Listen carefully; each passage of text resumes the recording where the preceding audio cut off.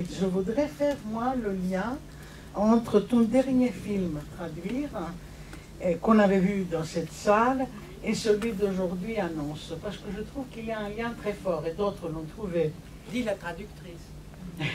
Dit la traductrice, absolument. On voit qu'il s'agit d'une suite, une suite dans le genre de Midrash, de ce commentaire juif qualifié d'un peu fou par l'un de tes traducteurs, car il nous dit qu'il n'y a aucune conclusion. D'abord, il n'y a aucune hiérarchie temporelle, hein, et aucune synthèse ou conclusion entre les opinions contradictoires dans les Midrash. Donc, tu termines Traduire par ce rêve. D'ailleurs, ton commentaire à la fin du film, c'est « J'ai fait un rêve, un jour j'ai fait un rêve ». Ce rêve où il y avait... c'est une citation de Rabbi Benaha, car tous les rêves suivent la bouche, n'est-ce pas? Il y avait 24 interprètes de rêves à Jérusalem. Un jour, j'ai fait un rêve, je suis allé les visiter tous. L'interprétation de l'un n'était pas l'interprétation de l'autre. Or, toutes se sont accomplies pour moi. Là, c'est le Midrash. Et alors, tu nous emmènes par les fenêtres des traducteurs, dans ton dernier film, par ce feuillage magnifique des arbres. Tu nous montres des arbres et les feuilles qui bougent dans le vent, et les fleurs, et dans les deux films qui font le lien. Et par l'image de tous ces gens qui sont debout dans la pénombre, devant leur ouvrage, à côté de leur ouvrage, et qui s'éclaire, et le tout prend vie. Et le ciel, dans Traduire, est prédominant. On voit beaucoup de ciel par toutes ces fenêtres. Et dans la fin de Annonce, on a aussi une ouverture de fenêtre. Et on introduit, tu introduis... au début de l'annonce. Au début, pardon, j'ai dit à la fin. Elle dit à la fin, en plus c'est Anna qui lit, j'espère que vous avez répondu. Donc au début d'annonce, avant oui, que ta voix apparaisse, on a beaucoup, voilà, on a ce grand ciel, toute cette grande ouverture, et après tu introduis le thème de la porte. Après, on introduit le thème de la porte. Nourit nous introduit le thème de la porte qui est sur l'affiche d'ailleurs. Cette porte fermée, la virginité. Et bon, on a fait beaucoup de commentaires. Sur cette porte fermée et sur le cadenas. Et tu vas peut-être nous en parler tout à l'heure. Alors donc, je voulais dire quelque chose que j'ai remarqué qui m'avait beaucoup touché d'en Traduire à la fin. C'était la citation de Amichai, « Que voit Dieu par la fenêtre ?» La main de Dieu est dans le monde comme la main de ma mère dans les entrailles du coq qu'elle a égorgé pour le Shabbat. Que voit Dieu par la fenêtre lorsque ses mains fouillent le monde? Que voit ma mère? Alors cela va me servir de point de départ, je ne vais pas en parler longtemps, mais effectivement c'est toute une dialectique très importante entre les entrailles du coq et la main de la mère, dans le ventre donc, de l'animal, et le ciel, ce que voit le Dieu par la fenêtre. Et c'est avec cette dialectique que tu fais le présent film. On sait que tu définis comme ça donc une trajectoire de grand écart, d'une intériorité et extériorité absolue, en un mot. Et je me suis demandé à l'époque, mais quelle pourrait être la suite? Qu'est-ce que... moi aussi. Est-ce que tu allais continuer de rêver pareil? J'étais sûr que tu n'allais certainement pas aboutir à une synthèse ou à une conclusion, hein, vu ta position sur le Midrash. Mais en revanche, dans Annonce, on atterrit, on quitte le ciel et on arrive sur la terre. Moi, c'est ça que j'ai vu. On atterrit dans la douleur de Hagar, on atterrit dans le désert de Hagar, de Moïse, de Sarah, dans un grand désert, sur la terre. Alors, dans ce film, effectivement, beaucoup d'autres l'ont dit, tu as pensé à l'incarnation de l'image, n'est-ce pas? À la mise en récit cinématographique, c'est-à-dire à la naissance du cinéma, il a été dit. Tu mets en scène le récit d'origine de la mise en image de la parole. C'est ce qu'il me semble. Rien que ça. Et il me semble que ce programme, tu le suis avec un grand succès, et puis tu arrives, tu commences par la parole divine, n'est-ce pas? C'est toi qui commence. Je commence par la parole divine, et on finit par une autre grecque, la chercheuse helléniste, à la parole enthousiaste. La parole insufflée de Dieu qui aboutit au poème. Or, le poème n'est pas seulement à entendre comme une poésie, mais comme une fabrication. Poéo, hein? Je fabrique, je fais, c'est le craft. C'est ce que tu fais avec le film, la synthèse de tout ça, avec ton poème. Tu nous racontes beaucoup de mensonges aussi. Il est vrai que dans ce film, on a toutes ces photos d'enfance de toutes ces femmes, de l'école, de la famille. Elles s'incarnent, ces photos, tous ces bébés adorables qui prennent vie, force et couleur, surtout couleur. Quand la couleur arrive, on est dans le cinéma. Chaque femme a sa fiction propre. Chaque fiction a son annonce. On est passé de l'infidélité de la traduction à la fiction. On est passé de la vérité du prophète au mensonge du poète.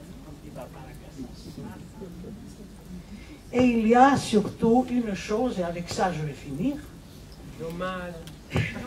qui m'a frappé, qui m'a ému beaucoup, c'est ton commentaire de la fin. Je suis né sur cette terre où poètes et prophètes ont laissé des traces, où des femmes ont entendu des annonces. C'est une voix de femme de ma génération que j'ai tout d'un coup entendu résonner en moi. Naître sur cette terre n'était pas une évidence. Il y a eu des événements. Tu as intériorisé un territoire, ce qui n'était pas du tout prévu. Naître sur cette terre, pas comme tes ancêtres, changer de territorialisation, pour les enfants de l'après-guerre, c'est l'annonce d'un autre destin. Tu dis les récits fondateurs peuvent générer des guerres, des conflits sans fin, mais aussi, et dans ton cas surtout, ils peuvent créer, donner des naissances à des récits, à des voix, des images à interpréter à l'infini, c'est-à-dire à la naissance d'un film. Il y a la voix, les images, les récits, la naissance du cinéma, de ton film, et on attend la suite. Non ?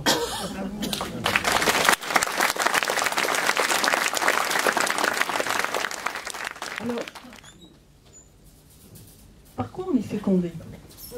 Grande question, par quoi on est fécondé? Eh bien, on est fécondé par les mots.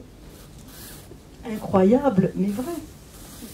Et j'ai constaté, ayant travaillé moi-même dans une maternité, combien les mots, le pouvoir des mots, ça fait faire des enfants. Et Sarah Stern le raconte très bien. Hein. Sa patiente, elle est d'abord enceinte d'un rêve d'enfant, vivant. Alors cette fécondation par les mots, c'est cette peinture extraordinaire d'Ambrogio Lorenzetti, qui m'a vraiment touchée, où on voit les mots qui sortent de la bouche de Gabriel et qui viennent se loger dans la poitrine de Marie. Et à leur manière aussi, les muses, nous dit Barbara Cassin, les muses fécondent les poètes grecs avec des mots pour qu'ils accouchent de leurs poèmes, et des mots, elle dit, qui ne disent pas que des vérités. Alors j'ai été très sensible à cette idée aussi que la voix qui accompagne les mots est aussi une voix qui féconde, une voix que l'on se met à l'intérieur, une voix qu'on prend en soi. Et Ruth Myriam Cohen nous dit que la voix n'a pas de corps. Moi je pense que si, la voix c'est du corps.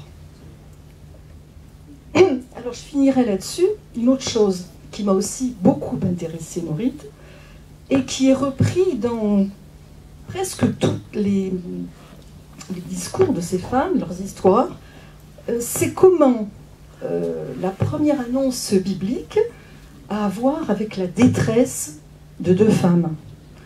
On est quand même très très loin de la bonne nouvelle paisible et heureuse, hein, de l'annonce. Au commencement, c'est aussi la détresse. Nourit, il faut que tu éteignes le deuxième micro. Je suis désolée, mais c'est toi qui fais... Ah. Il n'est pas allumé. Hein.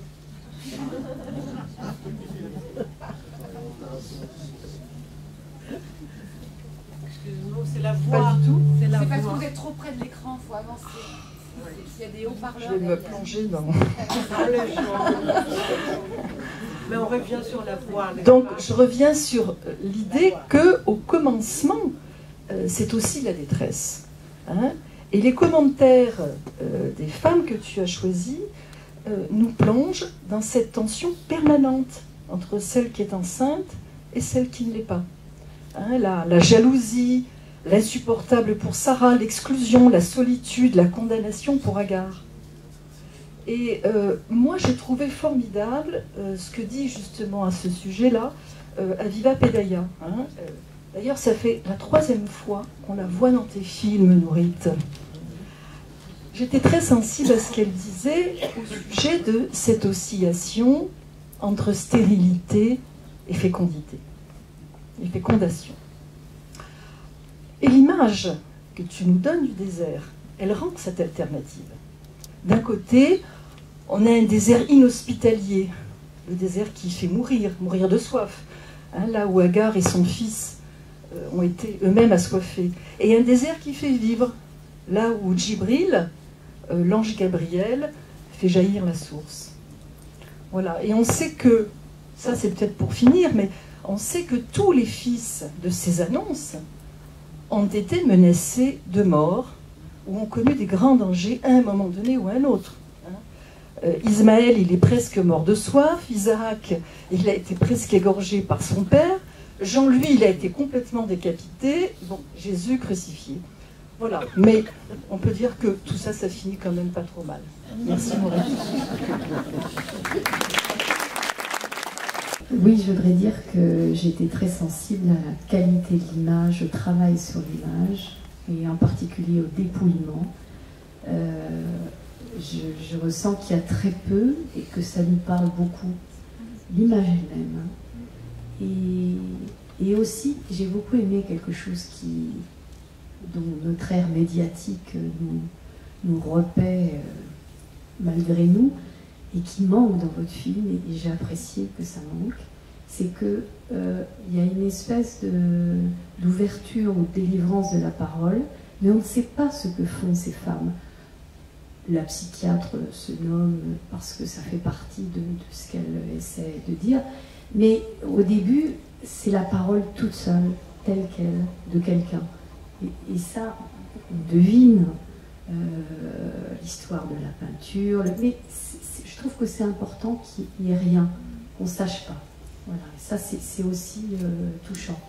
Vous savez, les femmes font tellement de choses, chacune d'elles, que j'aurais une liste tellement énorme à mettre que voilà. Par rapport aux questions d'enthousiasme, et le film et puis la discussion de Alain Gelopoulos m'a fait faire une association par rapport à ces annonces et annonciations. C'est comment les Sibylles annoncent la venue du Christ avant même, voilà. Et on voit bien sur la chapelle Sixtine sont représentés les Sibylles qui vont annoncer la venue de... Alors je ne sais pas comment c'est dit explicitement, mais les enfants de Dieu, mais peut-être que les Sibylles sont aussi sont des femmes inspirées. Je veux dire d'abord que votre film est extrêmement important. Alors, je l'écoute depuis une certaine position parce que j'ai travaillé beaucoup ce thème par rapport à la psychanalyse, par rapport au texte de Freud. Alors je vais faire une réponse en 2 temps. Si on s'engage dans cette question, comment apparaît l'annonce de l'enfant et la possibilité de sa naissance, soit à partir de Freud, soit, je pense aussi maintenant dans des courants féministes.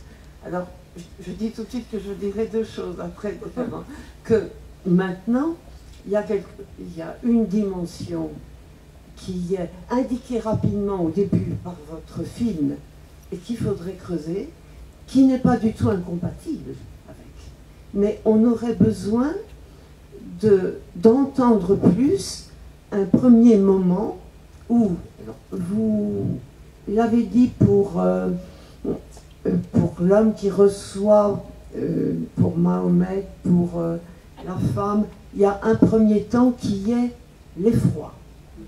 Alors, je suis très frappée de voir que la demande de beaucoup de femmes, ça a été de rendre possible l'IVG, et qu'on ne peut pas ne pas le savoir. Et que ça ne veut pas dire qu'il faut laisser les choses se faire. Enfin, pour moi, je suis pour la liberté entière. Mais j'ai une grande attention à ça. Mais pourquoi est-ce que ça fait peur? Le fait de savoir que quelque chose va nous habiter, nous venir.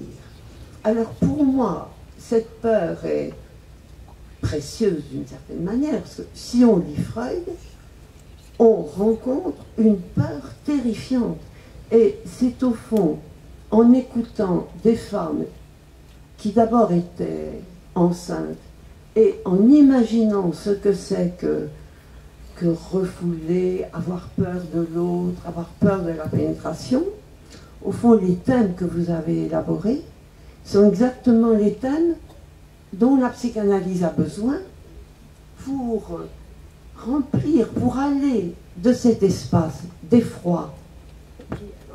Ça a été dit un peu, c'est un effroi qui n'est pas uniquement, je pense, créé par le récit fondateur, hein, mais que toute promesse de transformation, puis surtout c'est comme si quelqu'un nous disait, ça n'est pas votre esprit, ça n'est pas vous-même qui allez habiter en vous, il y a quelqu'un d'autre qui va venir habiter en vous. C'est absolument sidérant. Alors quand il rencontre ça dans les rêves, je pense un rêve d'un... Il rentre le soir dans sa chambre et il voit, il me dit, oh horreur, il y avait quelqu'un d'autre dans son lit. Alors, effectivement, et il n'a pas parlé, il a refusé, enfin, que soit possible une maternité. Et donc, on a Freud s'est servi de ça pour montrer pourquoi on avait tellement peur de notre histoire, de tous les mots, de tous les objets, c'est-à-dire de cette peur de l'annonce, de cette peur de l'enfant, ou de cette peur de la fécondité. Freud a fait la peur déterminante qu'il faut pouvoir élaborer. Alors il aurait eu besoin de voir vos films, enfin, de suivre, parce qu'on peut dire que vous travaillez exactement la question qui fait qu'est-ce qui nous empêche d'accoucher de ce qu'on porte, de ce qu'on peut créer, de ce qu'on peut avoir de vivant, pourquoi on a tellement peur des autres. Alors je reprends cette, je vais bientôt m'arrêter, mais je reprends cette remarque de Anna sur la présence du végétal, le souffle, le vent. C'est-à-dire, il n'y a pas que l'écoute des mots. Il y a une façon de voir le réel comme bouger. Il y a cette, même dans vos films, on voit, il y a des moments où tout est immobile, les visages et tout. Et tout à coup, très discrètement, le visage, le regard, et puis le réel autour, tout se met à bouger. Et je crois que cette permission qui est donnée à des mouvements en nous, à des mouvements du dehors, pour moi, c'est l'essentiel de ce qui est travaillé en psychanalyse. Alors, je terminerai sur un dernier mot, qui est un mot allemand, que Freud emploie pour dire le fait de laisser parler, le refouler. Et il emploie un mot allemand qui peut vouloir dire entbinden, accoucher. Donc, vous voyez, c'est comme si la fin de l'analyse, enfin, l'aboutissement, c'était ça. Et vous savez comment c'est traduit en français? C'est justement la déliaison qui traduit aussi les effets de la pulsion de mort dans au-delà du principe de plaisir. Et quand j'essaie de dire, mais ça veut dire soit la délivrance dans l'accouchement, soit par un établissement d'accouchement, c'est ce même mot qui est repris. On imaginerait dans Paris, maison de déliaison, médecin de déliaison. Alors comment vous voyez, donc on a extrêmement besoin de votre film. Vous voyez, alors j'ai parlé de terreur, mais on a besoin même pour oser utiliser ces noms et puis voir ce qu'il y a comme effroi. Vous en avez bien parlé, comme effroi devant ce qui s'annonce. Il y a tout un déploiement que vous avez fait qui est merveilleux, qui est une aide très grande. Je vous remercie. Je voudrais juste là-dessus, en fait, les textes des maris et les textes de Mahomet, qui dans les deux cas, why me, pourquoi moi? Moi qui n'ai pas connu un homme, et lui, moi qui ne sais pas lire et écrire. Et les deux, c'est-à-dire que d'abord c'est les mêmes, c'est dit dans le film, mais c'est quand même les fois. Comment? Pourquoi moi? Mais je ne sais pas. Et puis après, ils accouchent, hein, tous les deux. Par rapport à ce qu'a dit Monique Schneider sur la question de l'effroi et ce qui a été dit sur les conflits sans fin, ce qui est curieux pour moi, c'est que j'ai eu une sensation, en regardant le film, d'un très grand apaisement par rapport à tes films précédents. Et je dirais, il y a des moments vraiment de paix, de tranquillité, de volupté même aussi. La beauté de l'image, je n'ai pas trouvé dépouillé. J'ai trouvé ça, au contraire, extrêmement beau, construit, avec une très grande richesse de l'image. Et cette beauté-là, des éléments végétaux, minéraux, de la mer, des peintures, du Quattrocento, tous ces éléments-là donnaient une sensation qui était exactement à l'opposé de l'effroi et de la détresse et des conflits sans fin. Et je trouve que ce contraste-là, il m'a beaucoup touché par rapport à tes précédents films où il y avait toute cette tension dans la langue, cette rugosité du passage d'une langue à l'autre, qui était tout le temps dit, cette infidélité dans la traduction. Et là, on est dans cette possibilité, par le poème et par la création, ce que tu dément Barbara Cassin. Tu es effectivement dans cette possibilité du poème créé par une femme. Et il y a quelque chose là de cette possibilité par le poème, peut-être de trouver une autre voie que le conflit sans fin, ce que tu as dit à un moment donné. Je trouve ça très important, et qui est pas du tout un acte théologique, qui est un acte de sortie de la théologie, pour reprendre ce qui est de l'ordre de la fiction, pour en faire de la possibilité de construire sans cesse de multiples fictions, et de faire en sorte qu'on sorte effectivement de cette terreur. Je trouve que là, c'est vraiment quelque chose de vraiment magnifique. Merci, Edith.